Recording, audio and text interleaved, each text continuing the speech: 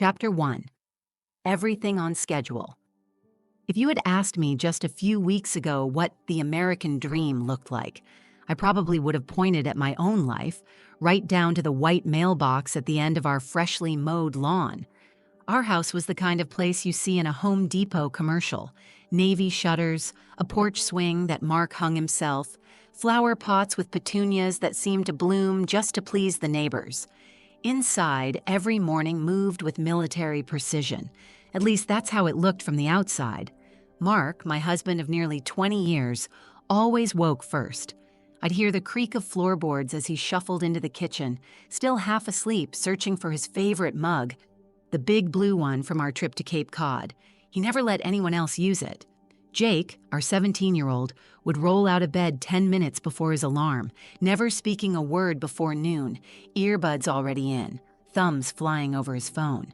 And Daisy, our golden retriever, always knew exactly when it was time for her walk, right after the toaster popped and before I'd even poured my second cup of coffee. Everything on schedule. Every morning, the same dance. I liked the order, or at least I thought I did. Breakfast was a silent routine. Mark reading the news, Jake staring at the weathered tabletop, Daisy thumping her tail with hope at every bite that fell. I'd move through the kitchen in autopilot, loading the dishwasher, packing Jake's lunch, starting the first load of laundry before the sun even cleared the neighbor's roof. On paper, it was perfect. On Instagram, I could have made it look like happiness. But when the house finally emptied out and the only sound left was the dryer tumbling in the basement, I'd find myself staring at my own reflection in the microwave, wondering when I'd started to disappear. They say this is what you're supposed to want: a good husband, a decent kid, a house with no major problems. So why did I sometimes catch myself at the front door, keys in hand, imagining just walking down the street and not coming back? Why did I start counting the minutes until I could be alone again? It's the little things you notice first.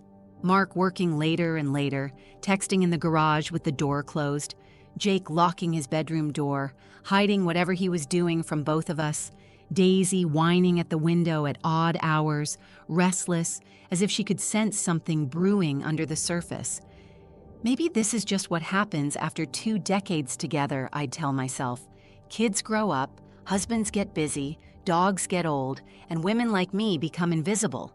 Still, it felt like the walls were closing in, slow and silent and suffocating. Some nights, lying in bed while Mark snored beside me, I'd scroll through old photos on my phone. Beach trips, birthdays, the years when Jake was little, and Mark looked at me like I was the only woman on earth. What if I've already lived all my best days? What if I missed my chance to want something more? But breaking the routine is terrifying. What if keeping everything on schedule is the only thing holding us together? What if chaos is worse than this slow, creeping numbness? I didn't know it yet, but the tiniest cracks had already started to show. Next week would bring something I never expected, something no routine could protect me from. Chapter 2. The Crack in the Facade. There's something about Thursdays. Maybe it's because they're so unremarkable. 1 foot in the week, 1 in the weekend. But for me, Thursday was the day my life slipped out from under me. The morning started the way all good breakdowns do, perfectly normal. Sunlight streaming through the blinds, Daisy pacing by the back door, Mark gone before I made it downstairs. He'd left a note. "Early meeting, love you," tucked under the salt shaker, written in his rushed, messy script. I lingered at the window, cradling my coffee, watching the garbage truck roll down our street. Jake appeared, hair a mess, backpack half-zipped. He mumbled something about a math test and asked if I'd seen his lucky pen. I said I hadn't and watched him leave, door slamming behind him like a punctuation mark on my solitude. The house was quiet, almost eerily so. I wandered from room to room, making beds, straightening pillows, tucking away evidence of the people I loved.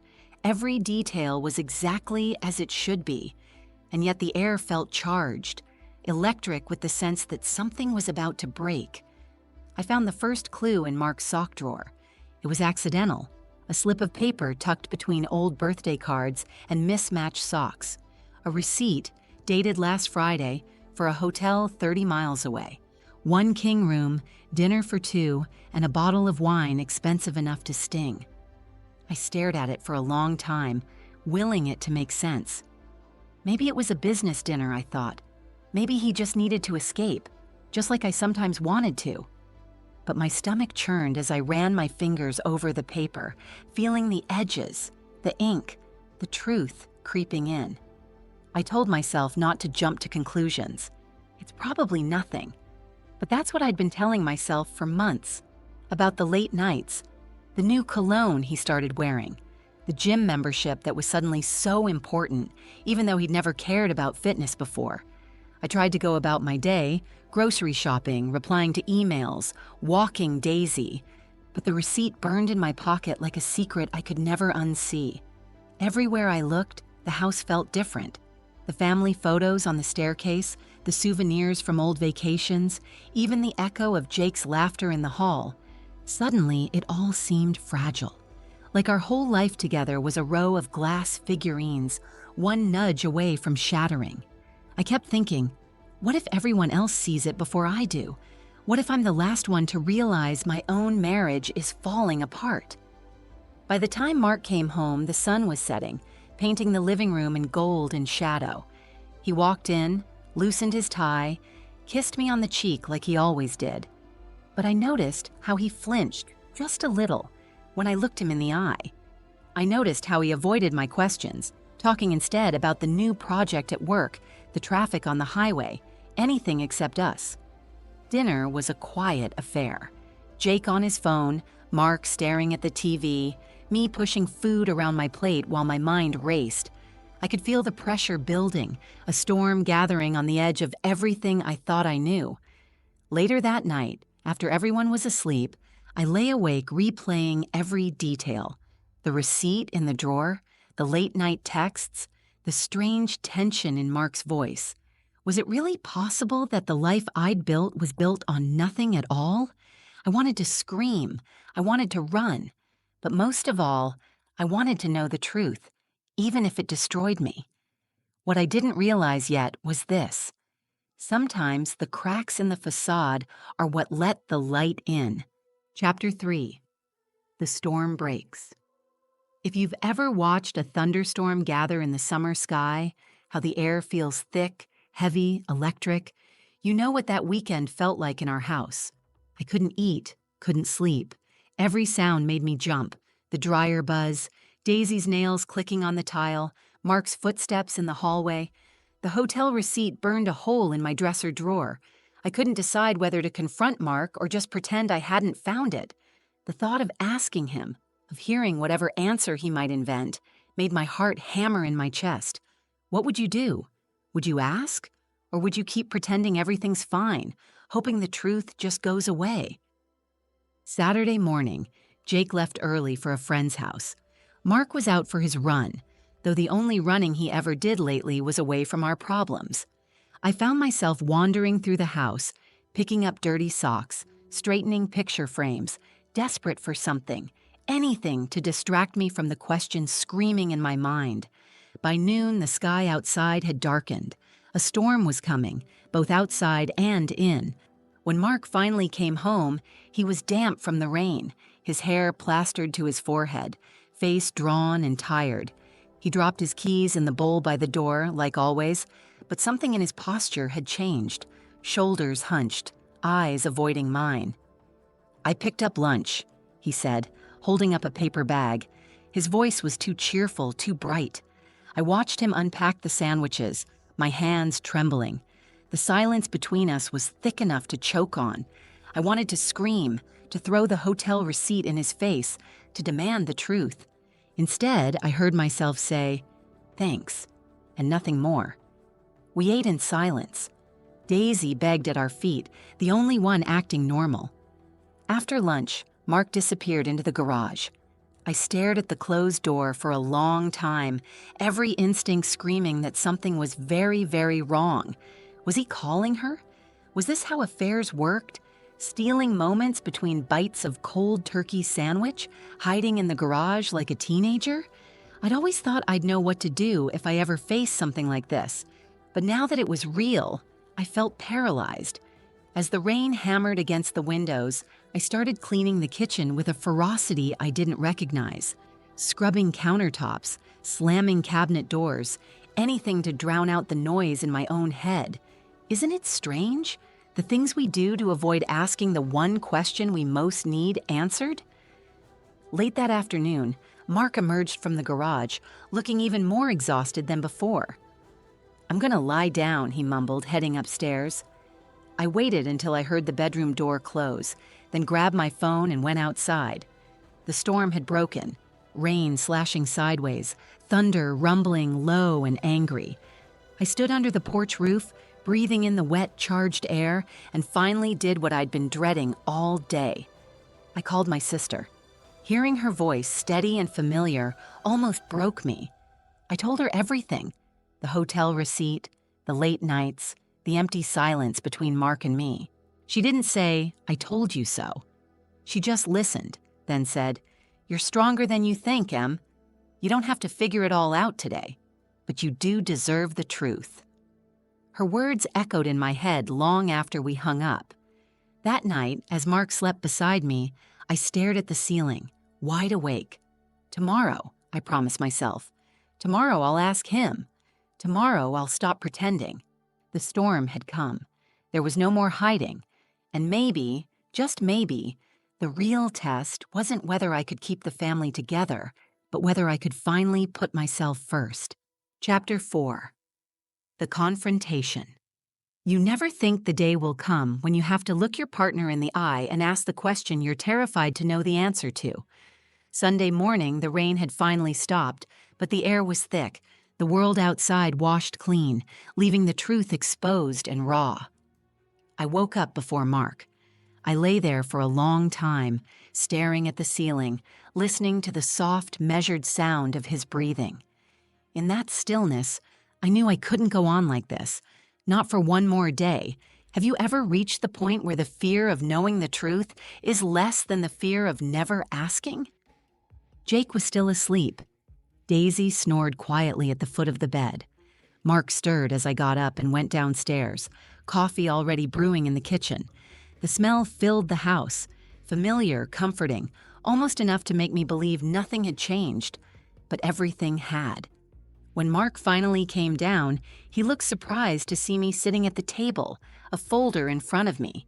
Inside, the hotel receipt, a printed record of his texts, all the pieces I'd gathered over the last months. He hesitated in the doorway, then forced a smile. "You're up early." I nodded. "We need to talk." I watched his face closely as I spoke, saw the way his jaw tightened, his eyes darting to the folder, his hands fidgeting with his mug. Every gesture screamed guilt, but still, I needed to hear him say it. I laid everything on the table, literally and figuratively. The receipt, the late-night work meetings, the new cologne, the empty spaces between us. Mark tried denial at first, stammered excuses, awkward laughter, a desperate attempt to paint over the cracks with empty words. But the evidence was there, staring up at him in black and white. I felt strangely calm. My voice was steady. Maybe for the first time in months, I wasn't afraid. Not of his anger, or his lies, or even of losing everything I thought I had. I was just done with pretending. It finally broke. His shoulders sagged, his eyes filled with tears he tried to hide. He admitted it. There was someone else. It had been going on for months. He was confused, unhappy, didn't know how to tell me. I listened. I let him talk. All the cliches. It's not you, it's me. I never meant to hurt you. I just felt lost. But the words meant nothing. The trust had already died, slow and silent, long before this morning. Is there anything more hollow than an apology that comes too late? For a long time, I didn't say a word. I just sat there, staring at my husband, the man I'd built a life with. I thought of every birthday, every fight, every time I'd chosen his happiness over my own. And then I realized I was free. I told him I wanted a separation. I told him I wouldn't hide the truth from Jake. I told him I deserved better, and so did our son. Mark cried. He begged for forgiveness. He promised things would change. But for once, I didn't bend. I didn't comfort him. I didn't make excuses for his choices. Because finally, I wasn't afraid of the future. I was afraid of repeating the past. By noon, he had packed a bag and left. The house was quiet, filled with the echoes of what used to be. But beneath the grief, I felt a spark of something I hadn't felt in years: hope. Sometimes the bravest thing you can do is walk away from the story you thought you were meant to live and start writing your own. Chapter 5. Picking up the pieces. People say you don't know how strong you are until you have no other choice. I always thought that was just something people said to make themselves feel better. But as the days passed after Mark left, I realized sometimes survival is the only option. Monday morning came like any other. Jake's alarm went off at 6:30, Daisy whined for breakfast, and the world spun on, refusing to slow down just because my life had blown apart. I got up, moving through the house on autopilot, making eggs, pouring cereal, signing a permission slip for Jake's field trip. It's wild the things you can do with a broken heart, the way muscle memory takes over when your mind is lost somewhere in the past. Ever looked in the mirror and not recognized yourself? Wondered if the pieces you're left with could ever become something whole again? Jake barely spoke. He knew something was wrong. Kids always know. But I told him just enough. Dad needed time. We both did. After he left for school, the silence in the house was deafening. For the first time in years, I didn't know what to do with myself. No appointments, no errands, no one to clean up after. Just me. Alone with my thoughts and the endless ache of what had been lost. I cried, of course. There's no shame in that. But as I let the tears fall, something inside me shifted. Grief gave way to a different kind of energy, one that whispered, "Get up. Keep going. This is not the end." I started with small things, changing the sheets, taking out the trash, throwing away the last of Mark's shampoo, scrubbing his cologne scent from the bathroom like an exorcism. It felt good. Not happy, not yet, but clean. Like maybe I could start again, on my own terms. If you've ever survived heartbreak, you know. The moment you take that first step, no matter how small, is the moment you start to win yourself back. By midweek, I'd made a list. Simple things I wanted just for me. Yoga class, a new recipe, coffee with Laura from work, who hugged me so tightly I thought I'd break. I'd spent years putting everyone else first. Now, for once, I let myself be selfish. Jake and I ordered pizza on Thursday night and ate in front of the TV, laughing at old cartoons. It was messy and imperfect, but it was ours.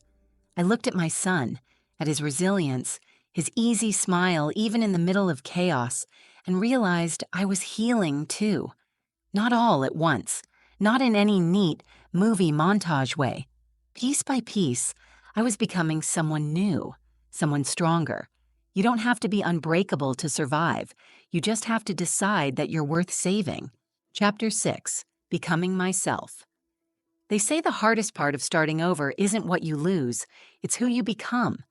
I never really understood that, not until the dust began to settle and I was alone with the aftermath. Weeks turned into months. Life didn't get easier. It just became different. There were nights when the house felt too empty, when I missed the shape of another body beside me in bed, the sound of laughter echoing in the kitchen. But slowly, almost imperceptibly, those empty spaces started to fill with new routines, new dreams, and new strength I didn't know I had. If you've ever stood at the edge of a new beginning, you know, fear and excitement can feel exactly the same.